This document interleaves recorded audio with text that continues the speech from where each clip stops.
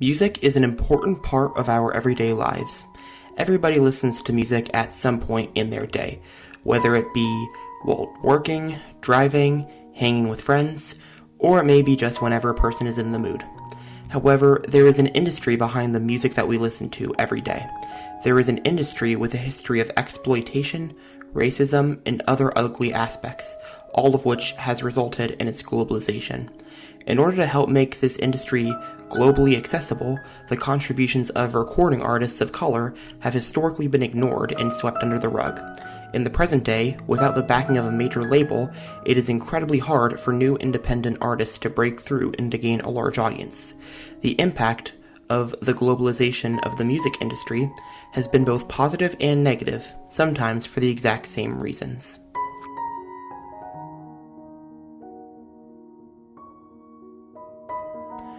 Due to the systemic and institutional racism within the U.S., coupled with the country's outsized influence over global culture, the racist aspects of American culture and history have widely been exported in pieces of media.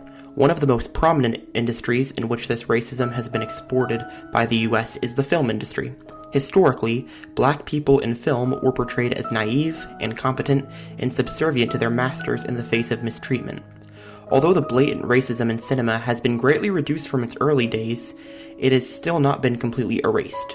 As Edward Mapp writes, quote, "There is a prevailing notion that global audiences won't be able to identify with black actors. Evidence seems to support the idea that European and Asian investors prefer leading characters with white rather than black faces. It is conceded that, although individual foreigners are probably not racist, the marketplace is." This explanation of the history of racism in the film industry and the impact that it has had on its globalization is meant to illustrate the racism within the overall entertainment industry, as well as how that extends to the music industry. In this industry, racism is definitively institutional, given the prioritization of Western European music over black music in the American education system. Baruch Whitehead, a music education professor at Ithaca College, voices his frustrations with this hierarchical system of music education in schools. Quote, "As a lover and performer of Western European classical music, I believe that it plays an important role in the education of those who wish to pursue a career in this genre. But while African Americans excel in all genres of music, including Western European classical music, we have not found a home in this field. Rather, we have been kept on the margins, while most orchestra and opera houses are filled with white musicians." This prioritization of the music of white Europeans over music created by African Americans, the systemic racism of which Whitehead has laid out in detail, goes beyond the education system and has found its way into the recording, marketing, and consumption of music. In the words of ethnomusicologist Martin Stokes, the globalization of music cements the hegemony of significant racial and gendered hierarchies in many parts of the world. Many of the most well-known songs, particularly in rock music, throughout the history of American music were popularized by white recording artists. However, a lot of these songs were initially written and recorded by black artists, whose own work has been overshadowed by the cover versions.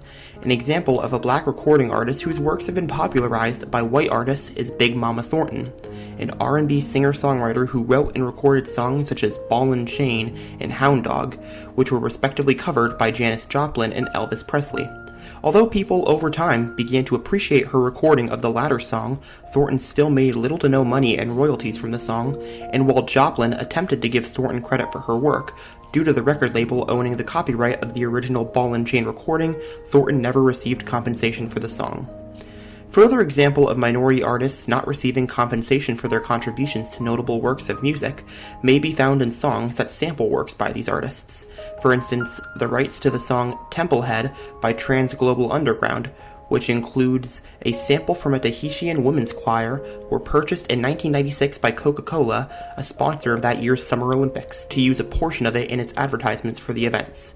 Despite the voices of the choir members being included in the segment used by Coca-Cola, the choir did not make any profit off of the advertisements. Furthermore, the Ami people, a Taiwanese group of indigenous people, were sampled on another song that was used in advertisements for the Olympics that year titled The Return to Innocence.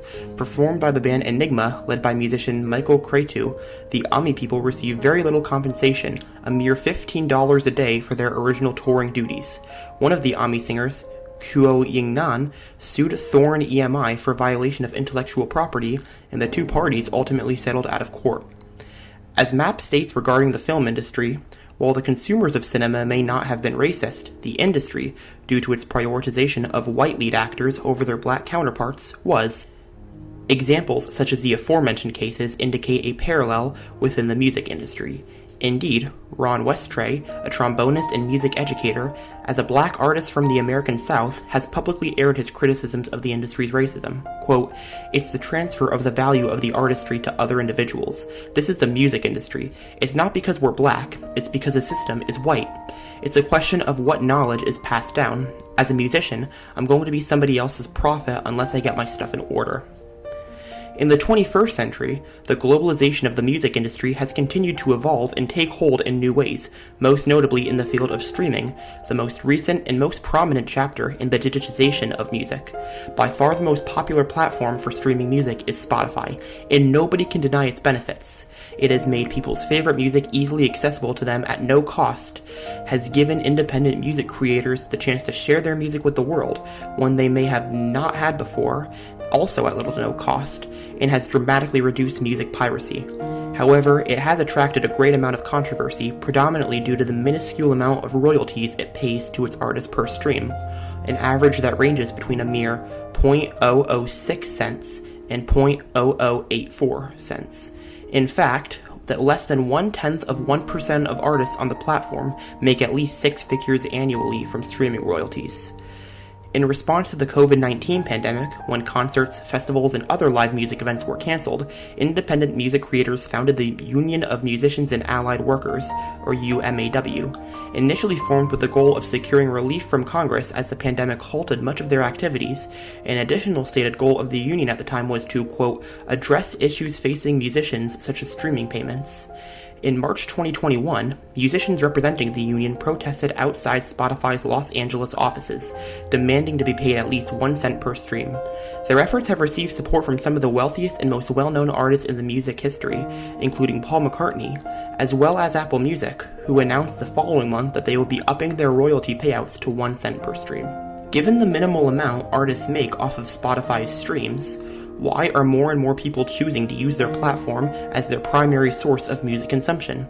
The answer was predicted in 2010, before the platform was even available in the United States, by Napster co-founder Sean Parker, an investor in Spotify, who explained its goal. Quote, you have to be willing to believe that somewhere between 4 and 10 trillion songs are illegally downloaded every year, while only 4 billion or so legal downloads happen per year. That's orders of magnitude more than illegal downloading. Once you're willing to admit that, you then have to ask yourself, what are people willing to pay for? The answer is convenience and accessibility. Convenience and accessibility have since become two of the primary reasons as to why people use Spotify to listen to music. The accessibility of a large library of music, varying across different artists in different genres, coupled with the convenience of listening to it for no cost, or a minimal monthly cost to listen ad-free, is the latest stage of globalization within the music industry. Recording artists' catalogs become more accessible across the world at the cost of less revenue generated by them, even as more and more people are listening to their music. Therein lies the biggest problem that has been brought about by the music industry's globalization. As more music is becoming available to anybody in the world at little to no cost, the people who are creating the product that is being consumed are not reaping the benefits. This issue is not just isolated to the music industry, however. The loss of compensation for workers, regardless of industry, has, for decades, been one of the most disastrous side effects of globalization. The most notable example of this is the North American Free Trade Agreement, or NAFTA, signed on January 1st, 1994 by the United States, Canada, and Mexico. The promises of the agreement to create tens of thousands of new jobs annually have not only not manifested, but since its ratification, jobs have been lost and wages have decreased. Due to provisions of NAFTA that reward foreign investors, American companies have outsourced production to Mexico, a country with lower wages and looser environmental regulations, allowing them to increase their revenue by paying workers less and expanding operations that may have previously been prohibited. As a result of outsourcing permitted under free trade deals such as NAFTA, nearly 1 million American workers have lost their jobs, as well as much of their wages, as explained by Joseph Williams and Lori Wallach of Public Citizen. Quote, The reduction in consumer goods prices that have materialized from NAFTA have not been sufficient to offset the losses to wages under NAFTA. U.S. workers without college degrees, 63% of the workforce, likely have lost a net amount equal to 12.2% of their wages even after accounting for gains from cheaper goods. This net loss means a loss of more than $3,300 per year for a worker earning the median annual wage of $27.5 thousand. The impacts of the rise of Spotify, as well as other music streaming services, can be likened to those of free trade deals such as NAFTA. In both cases, while the movement and availability of products overseas has increased dramatically as a result, the laborers have not benefited. In fact, they have largely seen less and less profit from them.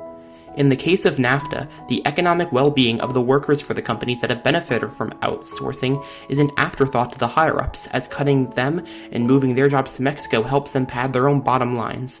Whereas with Spotify, it is seeing, once again, along with other streaming services, increased profits as streaming continues to become more and more people's choice for music consumption, while the artists who are making the music that people are streaming are hardly making a profit off of it. In addition to the negative impacts, both of these cases began with false promises. NAFTA, as aforementioned, was marketed as a trade deal that would protect jobs and create new ones, but has since turned into a nightmare for the American working class. Spotify's stated goal, meanwhile, is, quote, to unlock the potential of human creativity by giving 1 million creative artists the opportunity to live off their art. However, 90% of the company's streaming royalties have fallen in the hands of a comparatively small 43,000 artists who are considered top tier. Under such a system, Spotify will never come close to achieving its goal of having its creators live off of streaming royalties, especially as more and more artists join the platform annually. Further illustrating the impossibility of such a goal under the company's current system, CEO Daniel Ek has expressed his frustration with artists for protesting the lack of streaming revenue they receive, claiming that more and more artists are able to live off such an income. However, this growing group of artists is predominantly within the top 43,000, leaving millions more without a stable income. It's false promises such as this from Spotify, as well as NAFTA's promise to create tens of thousands of new jobs, that expose the worst aspects of globalization. However, it is important to note that the people who use Spotify as their primary means of listening to music are not the problem. As mentioned above regarding historical racism within the entertainment industry, it is not consumers, but rather the system, or the marketplace, as a whole that is the main issue.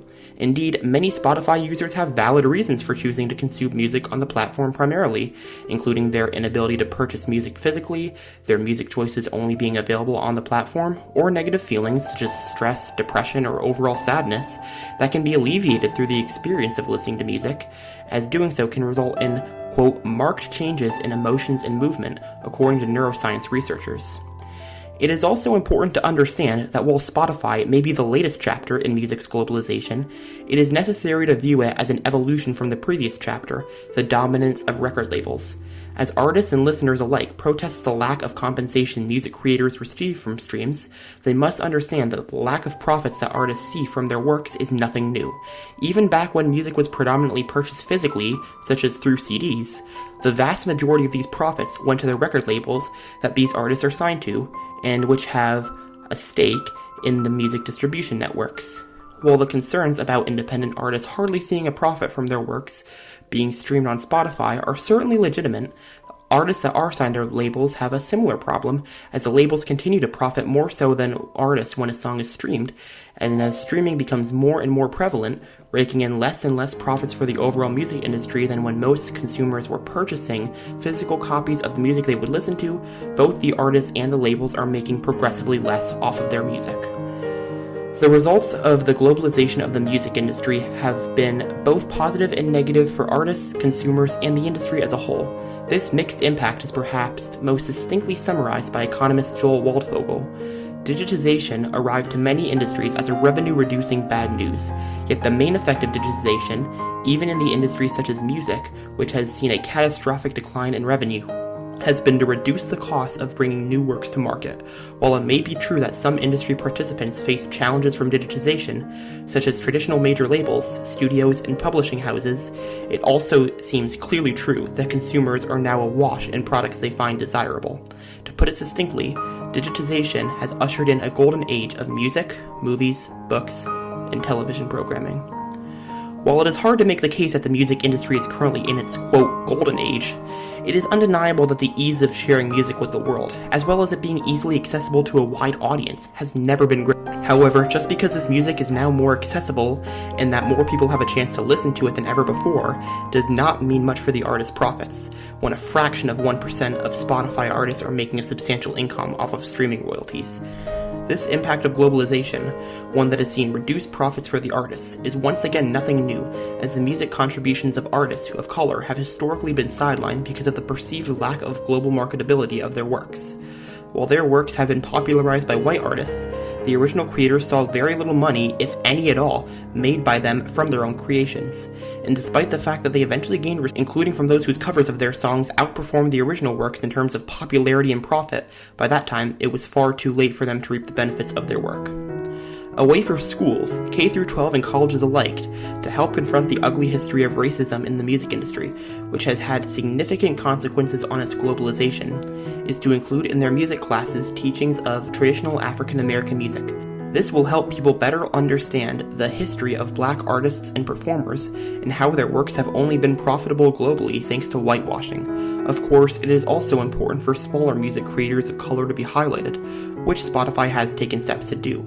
However, it is not enough to merely promote their work. Streaming services such as Spotify must also recognize that they are people's primary means of consuming music and that their artists deserve to see the financial benefits of their music reaching a larger audience.